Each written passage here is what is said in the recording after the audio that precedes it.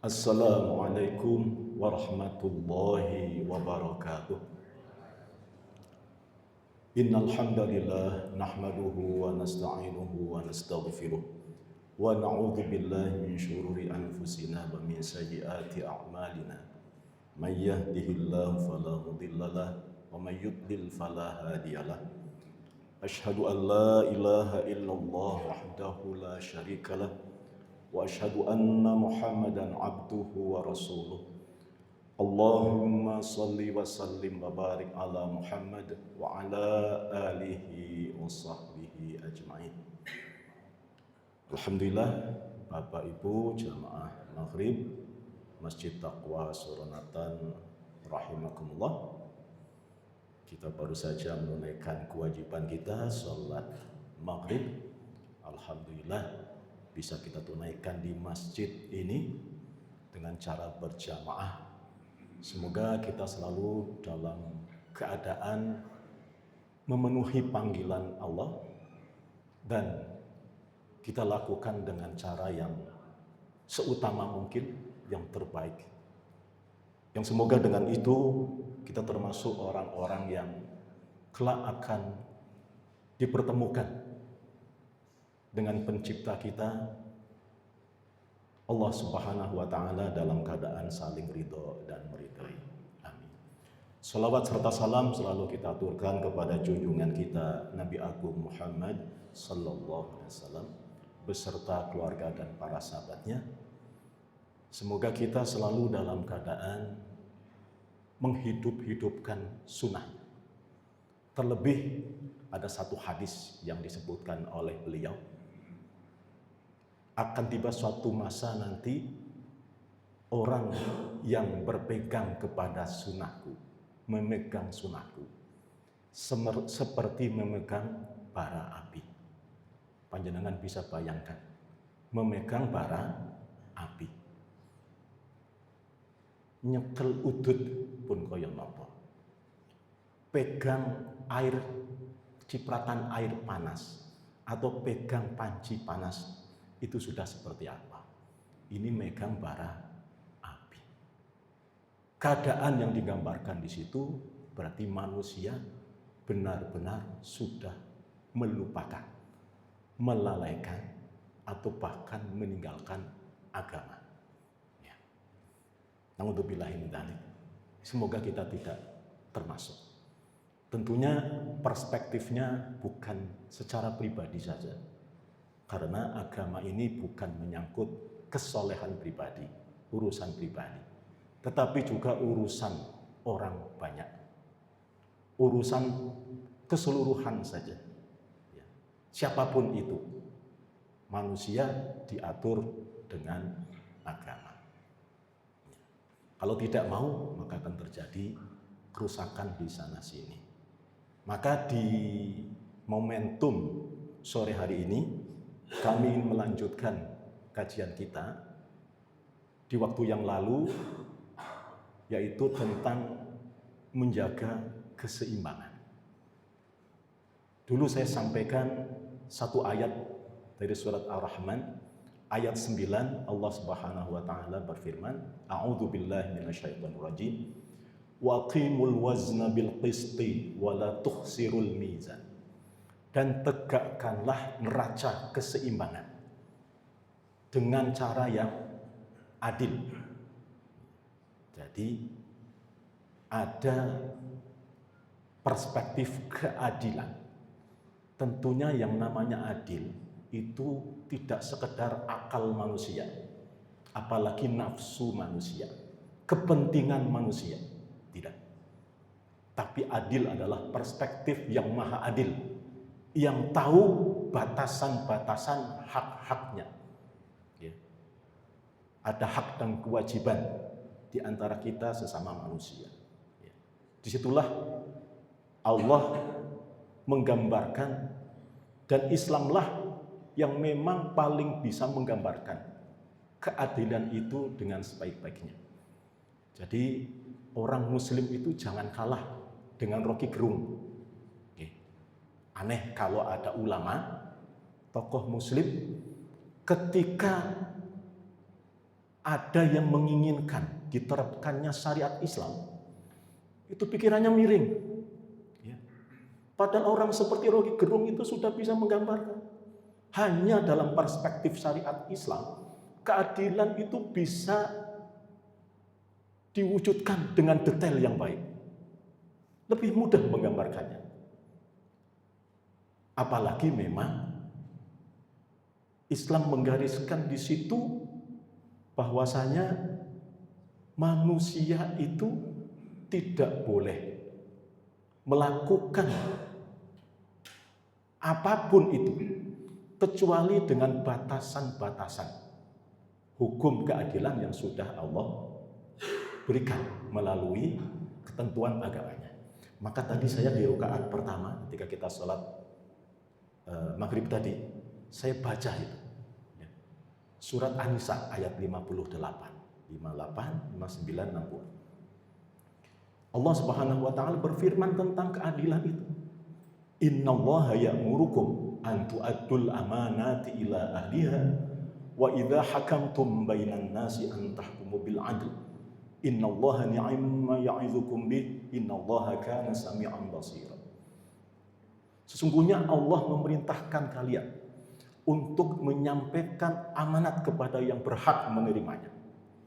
Dan hendaklah menghukum manusia, menerapkan aturan-aturan tentang aturan bersama dengan cara yang adil. Tidak boleh kong-kalingkong, tidak boleh kemudian ada pamrih-pamrih untuk golengan, sentimen dan sebagainya. Tidak, ada ketentuan itu. Dan Allah lah sebaik-baik yang memberikan pengajaran. Dia adalah zat yang maha mendengar lagi maha melihat. Nah, keseimbangan inilah yang diterapkan dalam Islam. Ada satu fakta yang sekarang ini sangat mengerikan, hadirin jamaah sidang Jumat rahmatullah. Dan itu sesungguhnya juga pernah terjadi di masa Rasulullah. Cuma Rasulullah dengan perkataan yang tegas kemudian mengajarkan kepada kita tentang fenomena itu. Ada satu perempuan yang kedapatan mencuri, bangsawan nih,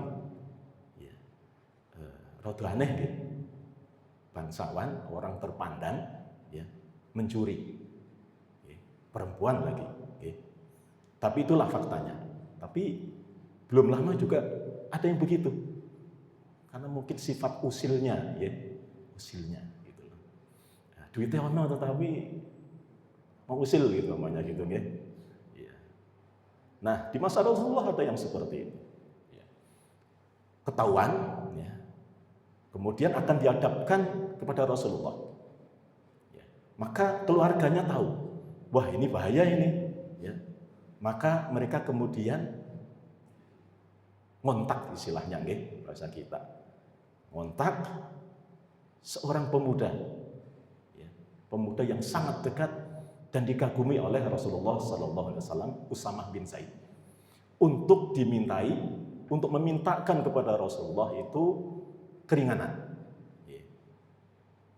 Nah, singkat kata kemudian bertemulah, ya, Usamah dengan Rasulullah, dan singkat kata kemudian Rasulullah dengan apa yang disampaikan oleh Usamah bin Zaid itu dengan tegas menyatakan, ya,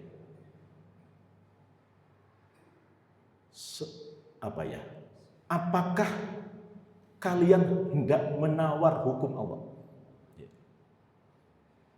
Sungguh seandainya Fatimah putriku mencuri, aku sendiri yang akan memotong tangannya. Beliau kemudian menegaskan tentang keseimbangan ini. Sungguh hancurnya umat sebelum kalian adalah apabila ada orang yang terpandang melanggar hukum, maka hukum itu tumpul ke atas. Tapi kalau ada masyarakat biasa, orang lemah, melanggar hukum, wah niku maknyos begitu. Hukum itu bergerak cepat.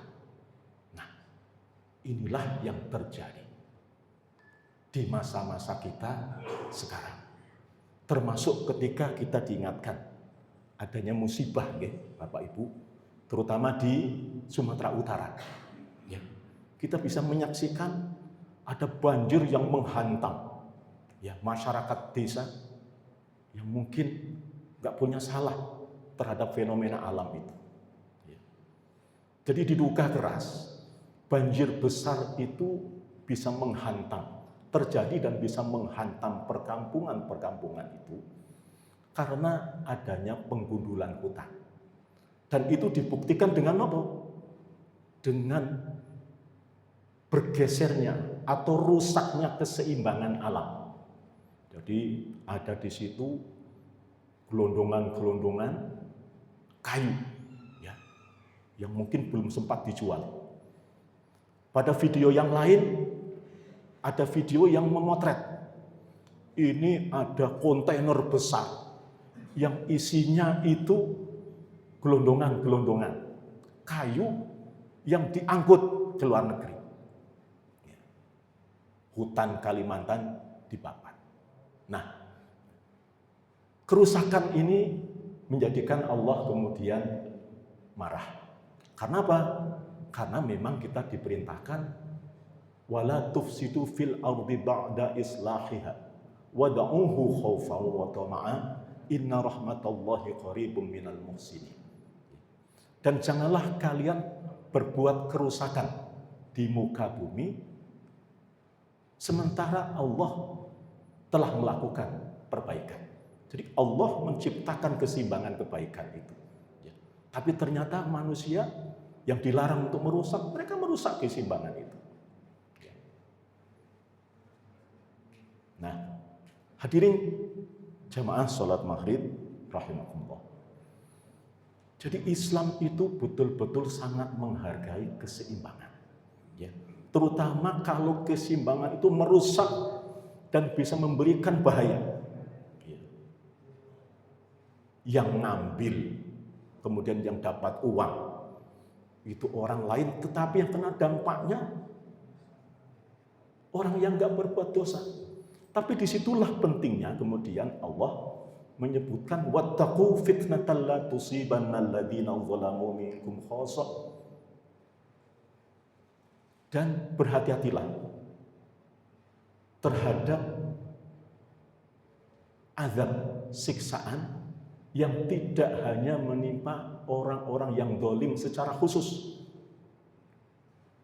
Nah, ayat ini menyuruh kepada kita apa? Untuk menjaga keseimbangan. Karena kalau tidak, nanti ya dalam bahasanya itu akan menimbulkan dampak negatif. Ya. Di situ bisa disebutkan termasuk bagian dari azab Allah. Enggak pandang bulu. Ya. Yang kena itu bukan hanya yang berdosa, bahkan berdosa tidak ada di situ. Ya. Dia orang di luar sana, ya, tapi rusak di situ. Yang kena adalah orang lain yang tidak berbuat dosa. Maka Islam memerintahkan kepada kita untuk menjaga keseimbangan itu, ya. Terutama yang berbuat kerusakan. Ya. Itu harus dijaga betul. Maka dalam kaidah usul fikih kan ada yang menyebutkan darul mafasid muqaddamun ala jalbil masalih.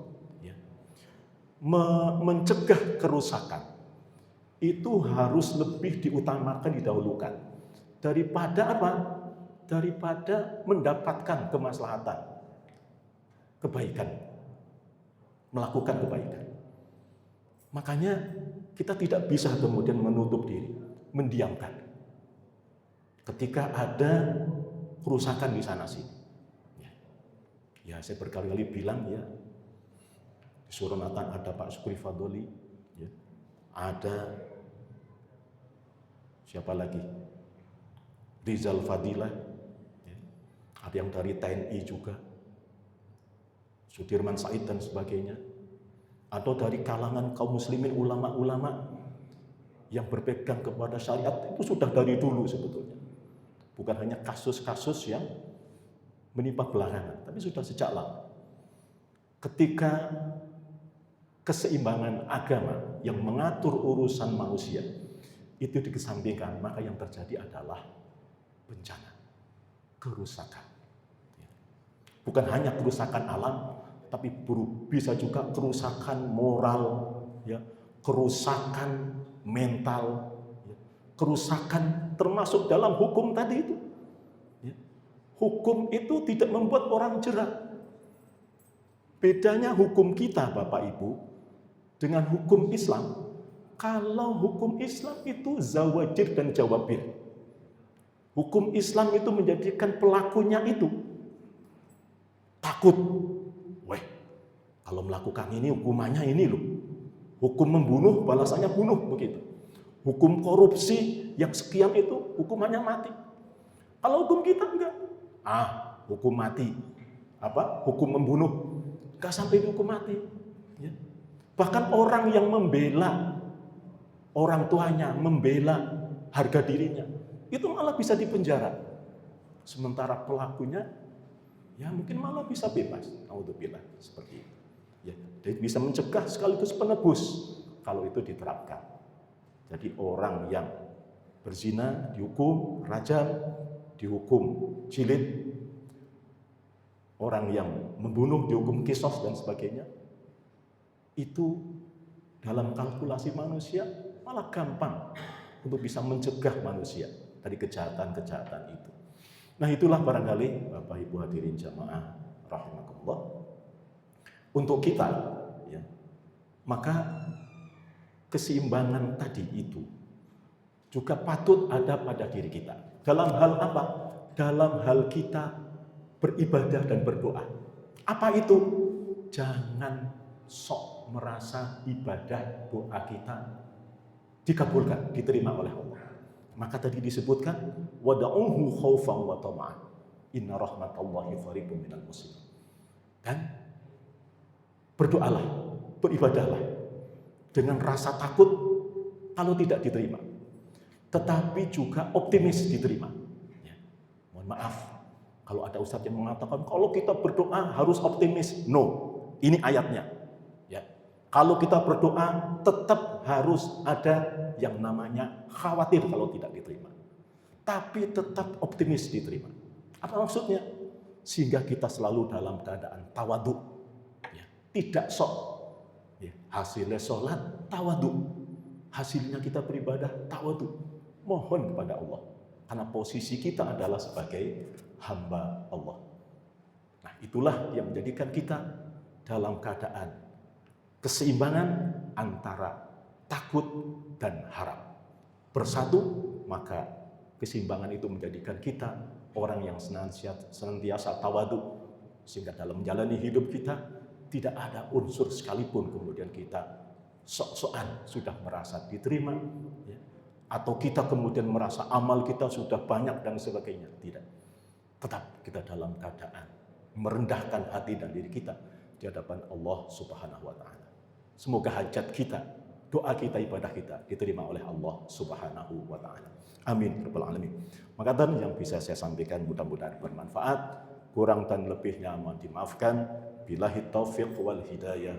Assalamualaikum warahmatullahi wabarakatuh.